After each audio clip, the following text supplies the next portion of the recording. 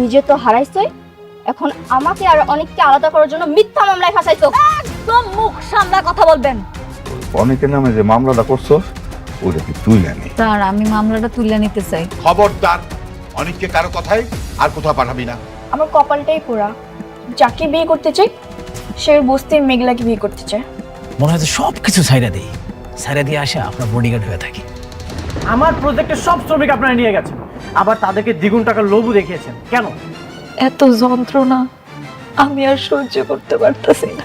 আপনার বাচ্চার বাবা যদি সত্যি সত্যি আপনার স্বামী হয় তাহলে ডিএনএ রিপোর্ট আলাদা হলো কিভাবে?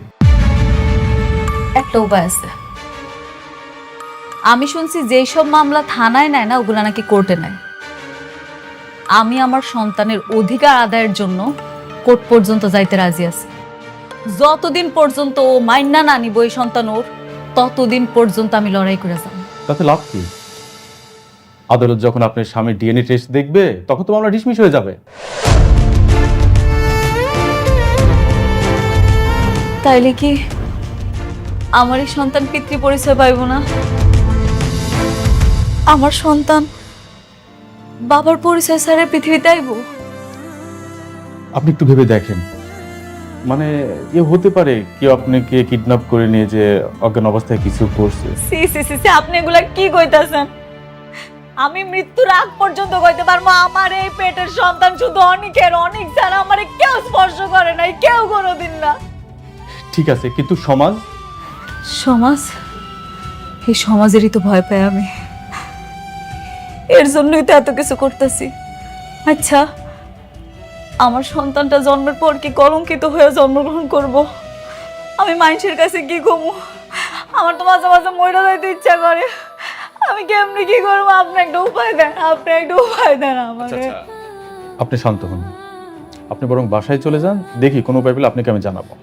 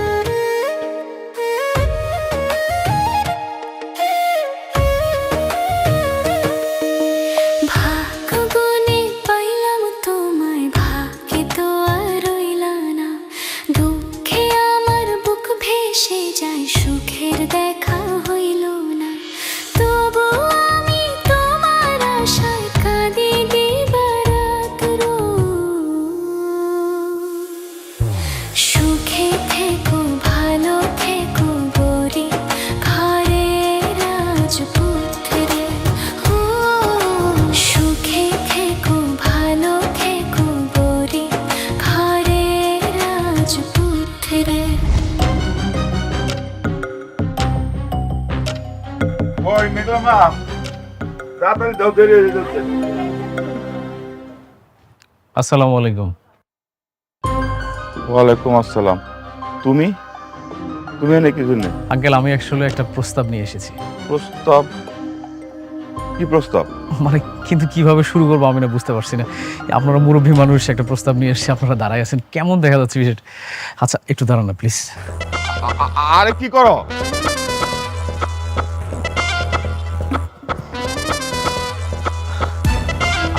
আপনারা বসেন না প্লিজ। দিতাম তোমার। বসেন না, বসেন বসেন বসেন।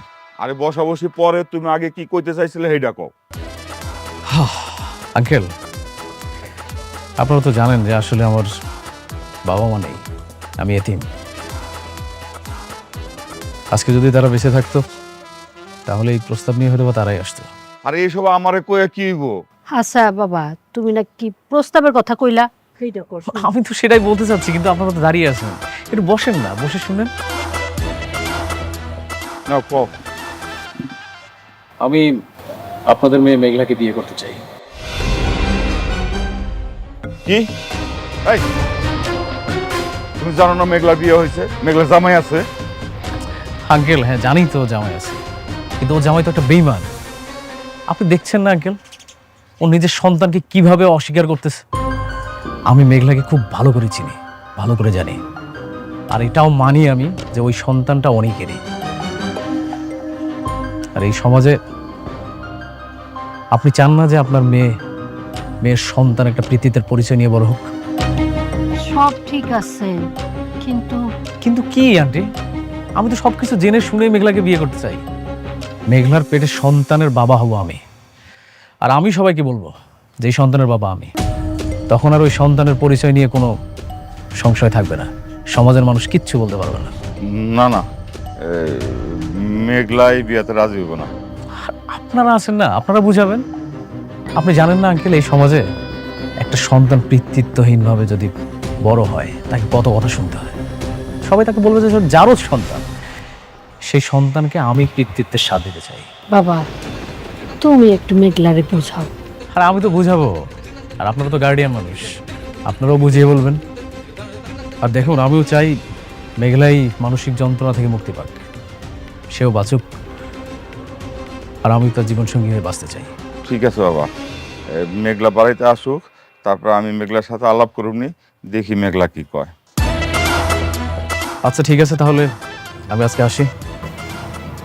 ভালো থাকবেন। আসসালামু আলাইকুম। ওয়ালাইকুম আসসালাম।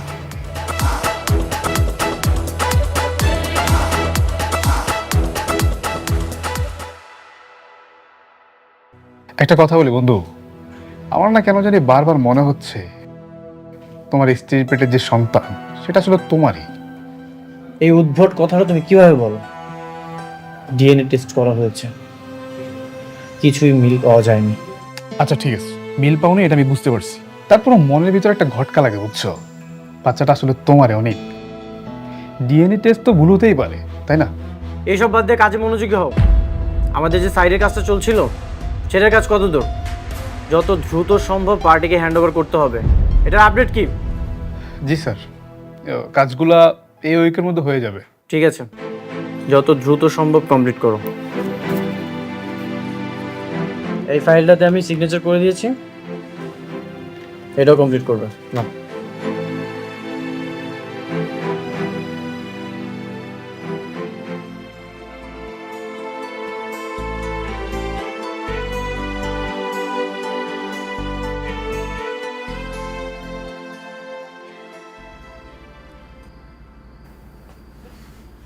কি এত ভাবতাছস? আল্লাহ জানে আমার এই সন্তানটার ভাগ্যে কি আছে। জন্মের আগে কত কিছু সহ্য করতেছে, ওর জন্মের আগে ওর বাবার পরিচয় লইয়া কত কাহিনী হইতেছে। তোর সন্তানের বাপের পরিচয় দেওয়ার একটা উপায় পাইছি। কি উপায়? কি লাগিস? কইতে দাও। আজকে না তোর জন্য একটা বিয়ের প্রস্তাব আইছে। ছেলেটা ভালোই, তোর সব কথা শুই না যাই নাও তোর বিয়ে করতে রাজি হয়েছে। কি কইতাছ মাইডি? আমার তো এখনো ডিভোর্সই হইল না, তোমরা আবার আমার লগে বিয়ে ঠিক করে লাইতাছো। তোমার কইতেছি কত বলা? আরে কমু না, কইতে দাও। তোর জন্য বিয়ের প্রস্তাব আইছে দেখি তো কথা কইছি। তোর বাচ্চার বাপের পরিচয় দরকার, সে তোর বাচ্চার বাপ হইতে চায় না। দরকার নাই, আমার সন্তানের বাপের পরিচয় অনেক অনেক ছাড়া আমি কাউরে আমার এই সন্তানের বাপ স্বীকার করুম না, বুঝতে পারছো? তোমার কইতেছে কথা বলতে না, হ্যাঁ? তারপর বক বক বক বক বক করতে চাই, আজের পেছন লাগাইছে।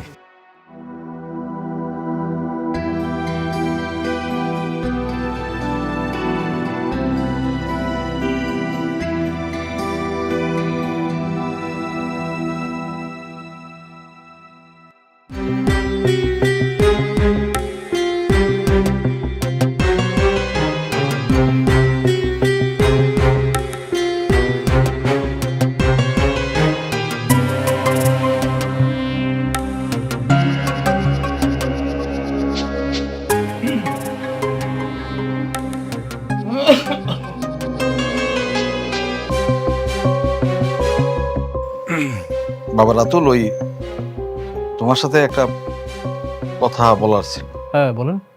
না, তোমার চাচি বলতেছিল তুমি নাকি ওই যে অনেকের বোরে বিয়ে করবে, এরকম নাকি একটা ফাইনাল ডিসিশন তুমি নিয়ে ফেলছো। হ্যাঁ নিয়েছি তো, কিন্তু কেন নিয়েছি সেটা তো বলেছি। আমি বলতেছিলাম কি, মানে তুমি অনেকের বোরে বিয়ে করো, অসুবিধা নাই, আমাদের কোনো আপত্তি নাই, কিন্তু তার আগে আমার মেয়েটারে বিয়ে করে ফেলো। মানে আমার মেয়েটারে তোমার বড় বউ হলো, আমরা এই বিয়েটা না হাইড করে রাখবো, তবে বলবো না, বলবো না। আর আঙ্কেল আপনারা কি মানে কিসের মধ্যে কি পান্তা ভাতে কি? শুনেন, ভালোবাসা দিয়ে না পান্তাও হয় না। ভালো মন্দ কিছু খাইতে গেলে ব্যাংক ব্যালেন্স লাগে। কোথায় আমি স্বপ্ন দেখতেছি আকাশ স্বর, আপনারা দেখতেছেন আমাকে নর্দমায়। বাবা, তুমি এমন ভাবে কথা বলতেছো কেন? মা, এখন আর আমাকে হয়তো আর ওর ভালো লাগে না, পুরনো হয়ে গিয়েছি তো। কথায় আছে না, টাকার গন্ধ পেলে মানুষ সম্পর্কের স্বাদগুলো তেতো হয়ে যায়। আরে সবে মাত্র আমি হাজার হাজার কোটি টাকার মালিক হওয়ার স্বপ্ন দেখা শুরু করছি, আর আপনারা সবাই উঠে পড়ে লাগছেন কিভাবে আমার স্বপ্নটাকে ভেঙে ফেলা যায়। মানে আপনার কেমন মানুষ বলেন তো? আচ্ছা বাবা, তো তুমি উত্তেজিত না, আমি একটা কথা বলি, মানে তুমি আমার মেয়েরে বিয়ে করবা তো? মানে আশ্চর্য হয়ে যায়নি আমি আপনাদের আচরণ দেখে। মানে কেন বিয়ে করবো না? এমন অবিশ্বাস করেন কেন সবসময়? আসলে তুমি সবসময় প্রতারণা নিয়েই তো প্র্যাকটিস করে থাকো, এই জন্যই ভয়টা লাগে। দেখো বাবা, তাসের ঘর আর বালুর বাঁধ সেটা কিন্তু বেশি দিন টেকে না। আপনি কি বললেন? কিছু বলি না, যাই চলো তো। হ্যাঁ ঠিক আছে, ঠিক আছে।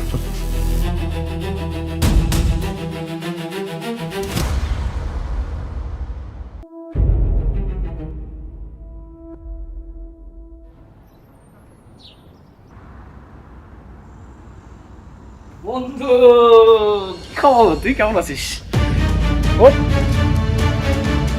তোর কি গন্ডারের চামড়া নাকি? তোকে আমি এতবার অপমান করি, তারপরে তুই চলে আসিস। আরে গন্ডারের চামড়া হবে কেন? এটা হচ্ছে ভালোবাসা। আচ্ছা তুই একটা জিনিস না বারবার ভুলে যাস, তোর পৃথিবীতে আপন বলতে কেউ আছে, আমার পৃথিবীতে আপন বলতে কেউ আছে। দেখ, আমার যদি আপন বলতে কেউ থাকে সেটা তুই, আর তোর যদি আপন বলতে কেউ থাকে সেটা হচ্ছে আমি। এইসব বলার জন্য তুই এখানে এসেছিস? আরে না বন্ধু, আমি একটা বড় দায়িত্ব নিতে যাচ্ছি। এই জন্য ভাবলাম যে আসলে আমরা অনেক খোঁজাখুঁজি করে দেখলাম যে আপন মানুষ কে আছে আমার, খুব খুঁজে দেখলাম যে তুই ছাড়া আর কেউ নাই। এই জন্য ভাবলাম যে আমার কাছের মানুষটাকে একটা মিষ্টি খাওয়াই আসি আমি।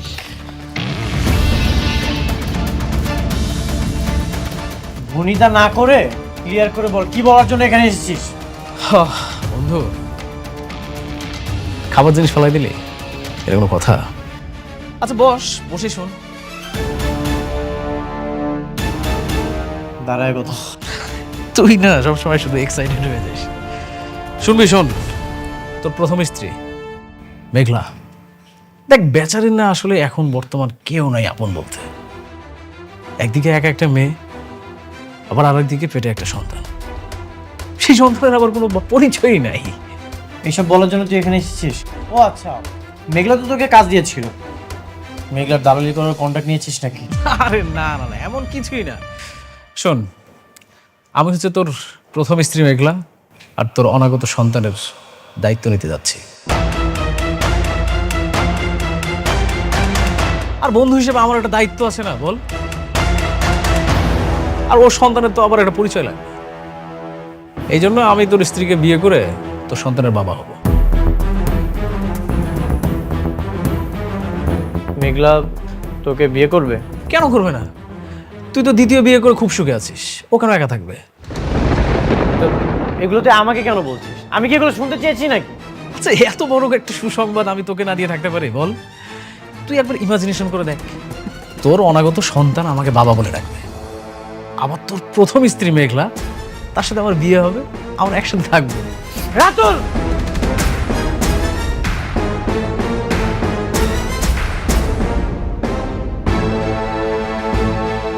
নেক্সট টাইম কিছু উল্টাপাল্টা কথা বললে হিসাব করে কথা বলবি।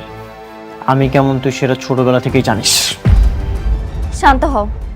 এই আপনি জানতো আর কখনো আমাদের বাসায় আসবেন না। যান, চলে যান।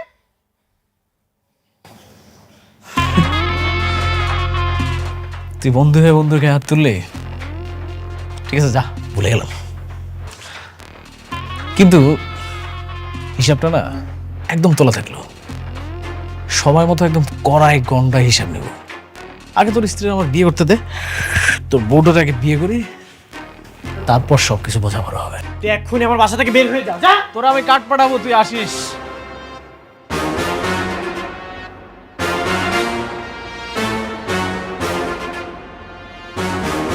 ওর এত বড় সাহস, আমার সামনে দাঁড়িয়ে আমার সাথে উল্টাপাল্টা ভাবে কথা বলে। তার কি দোষ? তোমার স্ত্রী তো তাকে বিয়ে করতে চেয়েছে, এজন্য সে জানাতে এসেছে। যা মন চাই তা করুক, আমাকে কেন বল? তোমার স্ত্রী তোমাকে ডিভোর্স না দিয়ে বিয়ে কেন করতে চাচ্ছে সেটা জানতে চেয়েছো?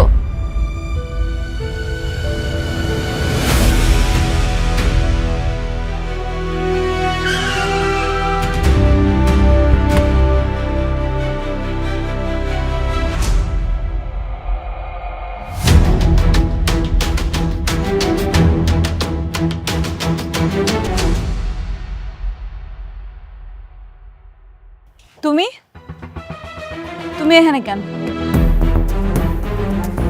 কেন, অন্য কাউকে আশা করেছিলে নাকি? কি কি কইতাছো? না মানে, এখানে যদি রাতুল আসতো তাহলে মনে হয় তুমি খুব বেশি খুশি হতে, তাই না? রাতুল আসলে আমি খুশি হইতাম? কি কইতাছ উল্টাপাল্টা এসব তুমি? হ্যাঁ, এখন আমার সব কথাই তোমার উল্টাপাল্টা মনে হয়। যাই হোক, এইসব বিষয় নিয়ে আমি একদমই কথা বলতে চাই না। এই যে তোমার ডিভোর্স পেপার, এখানে তুমি আমি সিগনেচার করে দিলেই ডিভোর্স হয়ে যাবে। কি খুশি তো? হ্যাঁ, তোমার ডিভোর্সটা আমি অনেক আগেই দিয়া দিতাম। আমার পেটের সন্তানটা যদি না আইতো তাহলে দিয়া দিতাম। তোমার সন্তানের জন্য তুমি কেন আমাকে বেঁধে রেখেছো? সন্তানটা তো আমার না, এই সন্তানের বাবা অন্য কেউ। প্লিজ, আমি এই ঝামেলা থেকে মুক্তি চাই। তোমার আমি আর একটা কথা কতবার কমু, আমার এই পেটের সন্তান শুধু তোমার। আমি আজকে কইতাছি, আগামীতে কমু, সারা জীবন কমু, এই পেটের সন্তান তোমার তোমার তোমার। যে কোনো কিছুর বিনিময়ে হোক তুমি আমাকে ফাঁসাবে, তাই না? কি হাসামো মানে? হ্যাঁ, তুমি আজকে বলো, আগামীকাল বলো, বা সারা জীবন বলো, প্রমাণ তো হয়েই গেছে। ও হ্যাঁ, তুমি তো একটা বিয়ে করার ডিসিশন নিয়েছো না? Good decision. বিয়া? একটা স্বামী থাকা অবস্থায় তুমি তো বিয়ে করতে পারবে না, এই জন্য আমি তোমাকে ডিভোর্স দিয়ে তোমার পথটা পরিষ্কার করার জন্য এলাম। পথ পরিষ্কার করতে আইছেন? এত বেশি বুঝতেছেন আপনি? আপনারে কে কইলো যে আমি বিয়া করতে চাই? যে তোমাকে বিয়ে করবে সে আমার বাসায় এসেছিল। কি? রাতুল। আমি এখন একদম ক্লিয়ার কেন তুমি আমাকে কাজটা না দিয়ে রাতুলকে দিয়েছিলে। সমস্যা নেই, তোমরা দুইজন বিয়ে করো, অনেক বেশি হ্যাপি থাকো, আমি মন থেকে দোয়া করি। আরে আমার জীবনে আমি একটাই ভুল করছি, সেটা আপনারে বিয়া কইরা। এই ভুল আর জীবনে দ্বিতীয়বার করতে চাই না। আমারে কোনো পুরুষ বিয়া করতে পারবে না। তাহলে কি সে আমাকে মিথ্যা বললো? তুমি যদি তাকে না জানাতে তাহলে তো সে আমাকে বলতো না। আচ্ছা, এগুলো শুনেই বা আমি কি করব? এই নাও ডিভোর্স পেপার, এখানে সিগনেচার করে দিও। আমি কোনো ঝামেলা চাই না, তুমি আমাকে ডিভোর্স দিয়ে আমাকে মুক্তি দাও।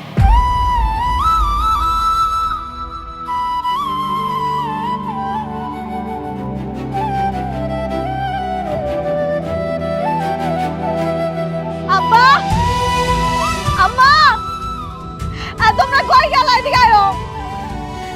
কি হয়েছে রে মা, কি হয়েছে? তোমরা আমারে সত্যি করে একটা কথা কও তো, সেই দিন যে পোলাটা বিয়ার কথা কইতাইছিল এটা কি রাতুল আছিল? ইয়ে, হ্যাঁ, রাতুলি আসছিল। সে তোর বিয়ে করতে চায়। কেন আইছিল? আর তোমরাই পাওয়ার লাগে আমার বিয়ার কথা কেন কইছো? ঠিকই করছি, সমাজের চোখে তোর সম্মান বাঁচাইতে চাইতেছি। আম্মা, আব্বা, তোমরা ভাবলা কেমনি আমার পেটে সন্তান থাকা অবস্থায় আমি আরেকটা বিয়ে করবো? এই ভালোবাসো তোমরা আমারে? তোমরা না কেউ কোনোদিন আমারে বুঝার চেষ্টা করলো না, সত্যি করলো না, সত্যি না। শালিমা বিল্ডার্স আমাদেরকে প্রজেক্ট দেয়নি তো কি হয়েছে, আমরা এর থেকে ভালো ভালো প্রজেক্ট দিয়ে এগিয়ে যাব। কিন্তু মেঘলা ভাইয়ের সাথে যদি তোমার ঝামেলাটা না থাকতো তাহলে আমরা খুব সহজ। এই নামটা তুমি আর কখনো উচ্চারণ করবে না। আচ্ছা ঠিক আছে, এখন রাতুল যদি মেঘলা ভাবিকে বিয়ে করে তাহলে তো সে তাকে দিয়ে অনেকভাবে ইউজ করবে, কিন্তু আমি না এখন পর্যন্ত বুঝতে পারছি না মেঘলা ভাবে শালিমা বিল্ডার্স গ্রুপে কি করে। কি আর করবে, আমার তো মনে হয় শালিমা বিল্ডার্সের যে ম্যানেজার ওকে খুশি করে তারপর মেঘলা চাকরিটা পেয়েছে। তাই বলে এত ক্ষমতা?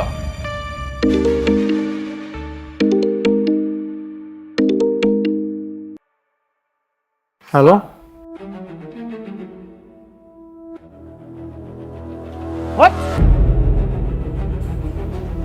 ঠিক আছে আমি এখন আসছি। আমাদের সাইডে একজন শ্রমিক মারা গেছে।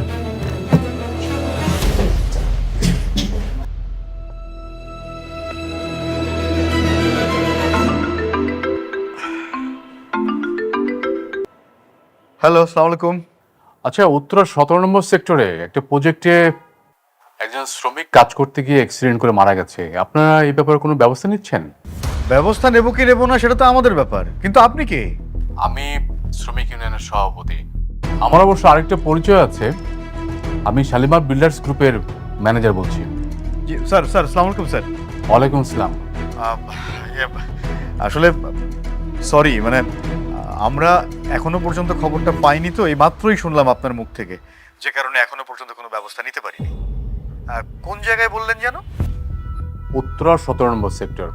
আচ্ছা আচ্ছা, জি আমরা এক্ষুনি ব্যবস্থা নিচ্ছি, এক্ষুনি। আরেকটা কথা, ওই সাইডের যে মালিক তাকে আপনারা অ্যারেস্ট করে নিয়ে আসুন, বাকিটা আমরা বসে ঠিক করব, কেমন?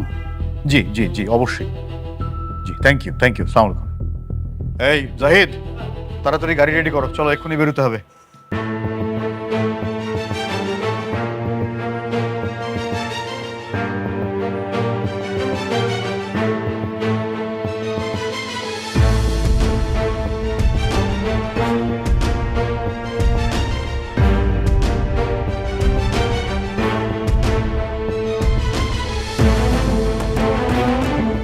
কিভাবে কি হলো? স্যার সাইডে কাজ চলতেছিল স্যার, সম্ভবত উপর থেকে পা স্লিপ করে পড়ে গেছে স্যার। স্লিপ করে পড়ে গেছে মানে? তুমি কোথায় ছিলে? আমি কতবার তোমাকে বলেছি সেফটি ফার্স্ট, নিরাপত্তা আগে তারপর কাজ। স্যার আমি নিচে ছিলাম, হঠাৎ করে একটা সাউন্ড হলো, আমি দৌড়ে এসে দেখি এই অবস্থা স্যার। দেখেই আপনারা সরেন তো।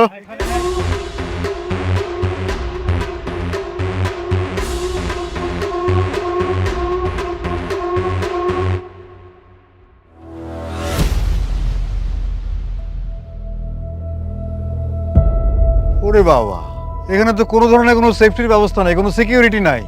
হ্যাঁ, এই কনস্ট্রাকশনের মালিক কে? আপনি নাকি? জি। আপনার সঙ্গে ইদানিং আমার খুব ঘন ঘন দেখা হয়ে যাচ্ছে।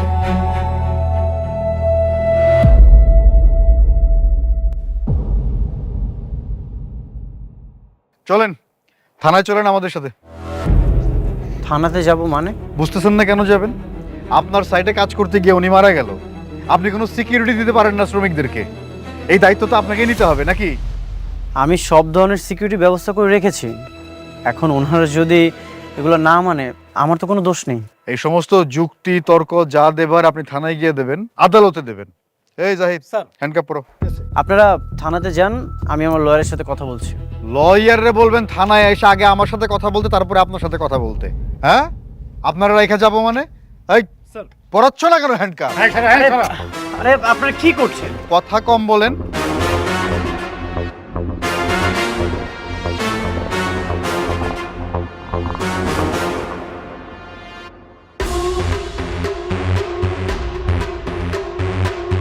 নিয়ে আসো তাড়াতাড়ি, দেখি সরেন আপনারা।